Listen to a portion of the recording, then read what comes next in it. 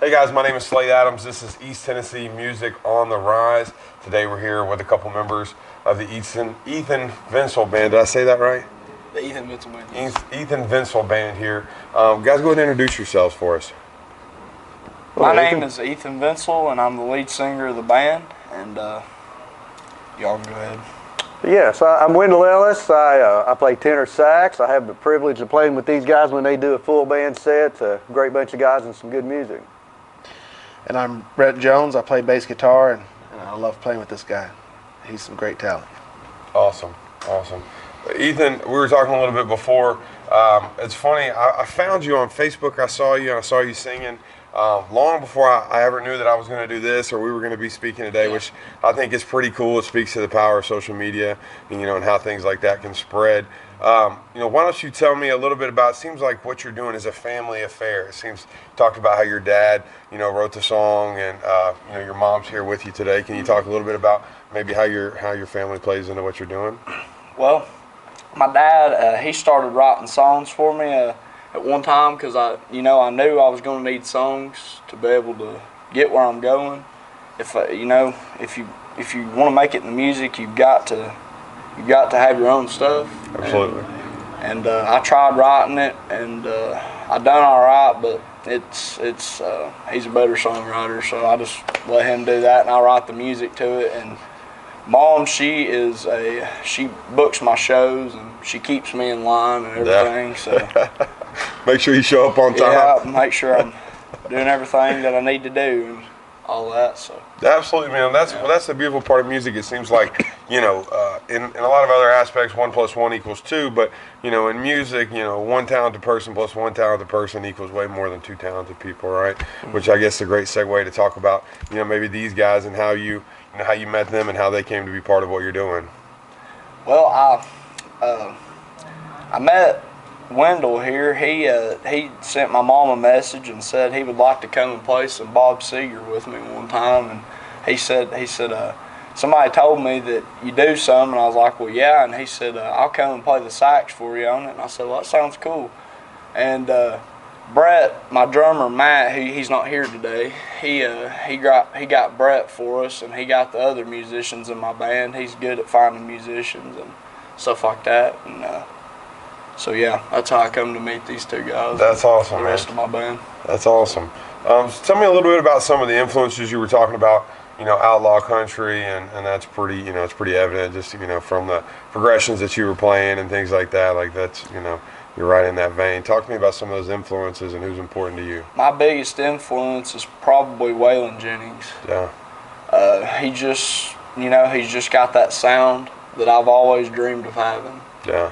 And his songwriting capabilities are amazing, and I feel like he was well beyond his time. Yeah, I can 100% agree with that. Yeah. And you said, a few minutes ago, you said to get where you're going. Where is it, long term? Where do you see yourself?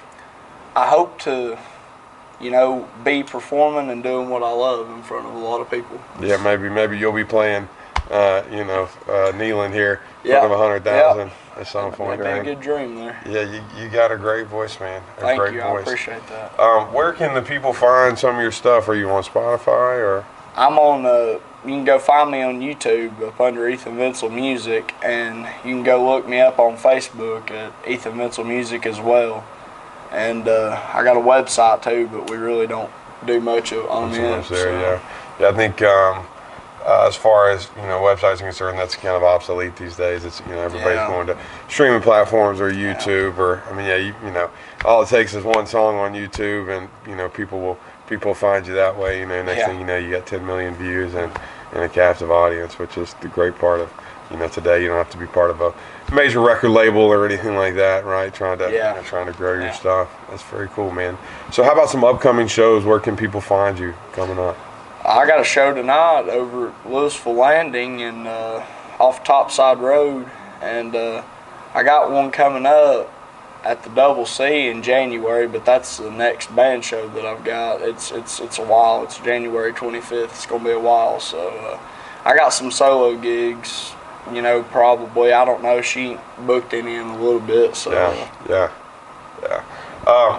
So as far as when you play with the band, I know, and this is speaking from personal experience. There's different music that I like to play with a full band versus playing with a solo. Do you find that to be true too, where you have, hey, these songs really work well with my full band, and I do these solo acoustic, or do those cross over quite a bit for you?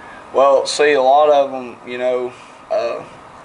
like we do as the band, but some of them we don't do as the band. Like a lot of them we'll do I'll just do them solo and not do them with the band. Right.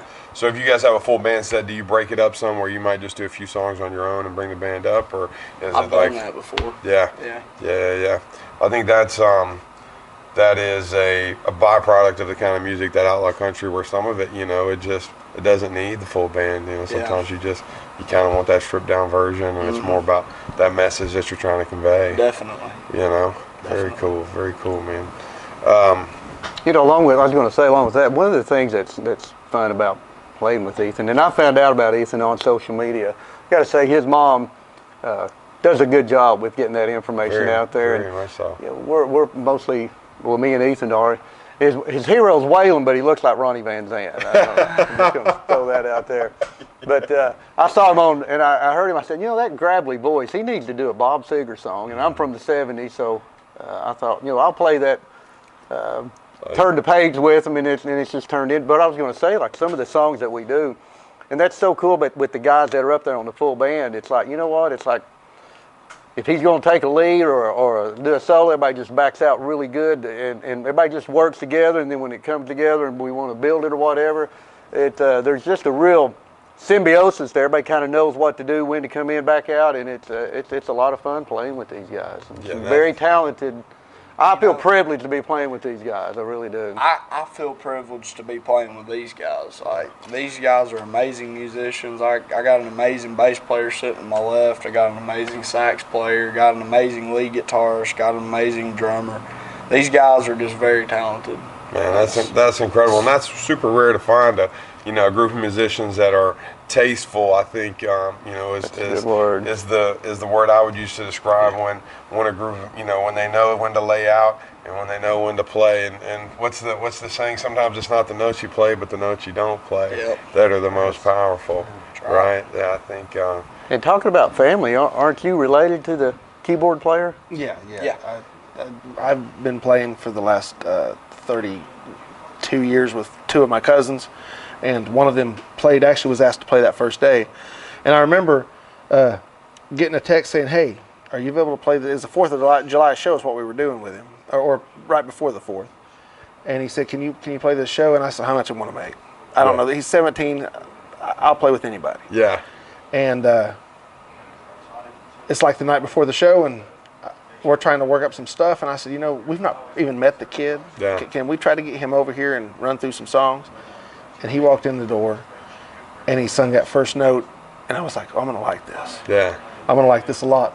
And, excuse me, and so anytime I get a text saying, hey, we're doing a full band thing, can you do it? I pray that I don't have something else booked, because I play with 2 or 3 bands right now anyway. Right. And luckily, so far, there's only been one that there was a reason I wasn't able to play with him. Yeah. And I'm usually right there ready to go.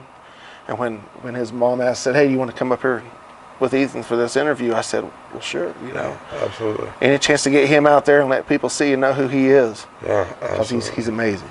Yeah, I really think I told him beforehand. I was blown away when I heard him on Facebook. I said, man, this is that old school sound, and it's just really, really impressive, man. Appreciate it. So talk to me about how long you've been playing music, and it seems to me that the whole tribe is on board and you're very dedicated, which is awesome to see. When did you decide, and when did this whole train get started of like, hey, music is what I want to do? Okay, so I was about in the 6th grade. I figured out, I tried sports. I tried a lot of things. They just wasn't cut out for me. And one night, I told my mom and dad, I said, I want to get me a guitar and I want to learn how to play. Yeah. And they said, well, if we get you one, will you do it? Will you be serious about it? And I said, oh yeah. I said, I feel like I will. And they got it, and I sat down and started looking at these videos and learning how to play, and then I took it from there and started going to lessons, and all that other stuff. I've been playing for about 4 years, and as far as playing shows out, I've been playing probably 2 or 3 years as far as doing that. But sitting in my bedroom and in the living room and stuff, 4 years. Singing to friends and family, anybody that'll listen. Yeah. So I can't speak for you, but I know when I first started playing out, I used to get really nervous, and God, the nerves would just crawl all over me. Do you feel like you went through that, or you felt pretty comfortable? I felt pretty comfortable. I felt like I was at home when I got on stage. Man, that's awesome. I think that's a pretty rare quality. Gentlemen, would you agree with that that's pretty rare? I do. I'll have to say he's played a lot more out on shows than Brent has, but the time that I've been with them, it's a comfortable group of people. And it just sort of very naturally, organically comes together, and everybody has a good time. I mean, it's like he was saying earlier, we're here to back Ethan, consider it a privilege, and want to do everything we can to help him out. And it's laid back. You know, you're not up there. It's not uptight. Everyone stressing about what we're doing. You know, the song ends, and I say, okay, what are we doing next? And he tells me, and I say, okay, what key's that in? Yeah. And he tells me, and then we start playing. You know, and I do want to say about the nerves. Again, been playing 32 plus years, and I can remember the first 10 years at least. Every time I got on stage, I was nervous. Yeah. And after a while, that does start to ease up and go away. But even now, when I've got to go play a show, depending on who I'm playing with Ethan's no issue. Others, sometimes I'm just a little bit of that nerve there. I got to calm myself down before I go on stage. Yeah. But no, he makes it laid back, nice and easy, and you can get it done and have a great time. Awesome, man. Awesome. Well, I think it's pretty clear, man. You got a great group of people around you, and you're really set up for success, man. You just keep doing your thing, and I will. Man, we really look forward to seeing what the next few years hold for you. Sure now, did I hear how old are you right now? I'm 17. Man, that's awesome. That's awesome. You got such a long time to hone your sound, and man, it's going to be amazing to see what you do if you stick with it, man. I'm really excited to see that. You know what? I couldn't imagine doing anything else, to be honest with you. When I found my niche, I said, you know what? This is what I want to do, and I said I couldn't imagine doing anything else. That I've been doing it for 3 years now. I just couldn't imagine doing anything else. It feels like I'm at home. I'm not feel like I shouldn't be doing it, Right. Well, I think authenticity is probably one of the most important things. I think, especially, I know a lot of musicians, one of the first things they're listening for when I hear a new artist is this person authentic or not? Can I believe the story that they're telling me? Because that's what, really a song is, a story and a message, in my opinion. And as soon as those first notes come out of your mouth, it's like that's obvious that it means a lot to you and it's very real. It does. It means a whole lot to me. And music has helped me in a lot of ways. It not only was it that I found my passion. It helped me in school and everything else because I'm autistic and I have a lot of trouble at school. I have learning disabilities and school's always been really difficult for me. So yeah. I can imagine. And everybody always loves a musician. I'm sure it's helped you socially too, and make friends. I mean, it's a wonderful, wonderful thing. There's no doubt about Absolutely. it. No doubt about it. Well, man, thank you so much for coming by today. Thank you for having us, man. Appreciate it. Hey guys, this has been Slade Adams with East Tennessee's Music on the Rise. We've had Ethan Vancil here today with us. Fantastic guy. Please go check him out. Ethan, tell us one more time where the people can find you.